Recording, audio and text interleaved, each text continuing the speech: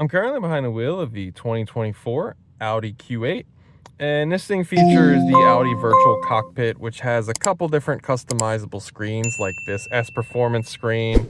And I get a lot of comments on some of my other Audi videos, like, how do you get that, performance screen? I like the bar graphs, theme and all that. So this is how you can enable this S Performance screen as well as the dynamic screens in your through your navigation screen. So first up, go to your navigation screen, swipe over until you get to settings. Hit your settings. Then you're gonna have display and brightness, second option right there. Then you're gonna choose the third option, Audi Virtual Cockpit. And then you have the three different options. Likely when you picked up your vehicle from the dealer, it's probably in the classic theme. So clicking that, you probably have these bubbles right here, two different views. The S Performance, which I started the video with. That's basically two different views of that.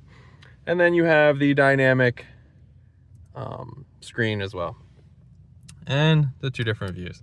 Now, I'll likely have some comments because I have some RS model videos. You cannot enable the RS runway screen. That is specifically for RS6s, RS7s, RS5s, and the like. So if you've seen my other videos and you're kind of put them together, these are the three options you have in the Q8. You're not going to have that cool runway screen, the RS runway screen. So these are your three options. I still think they're pretty cool on their own. The S Performance is kind of where I've been leaving it.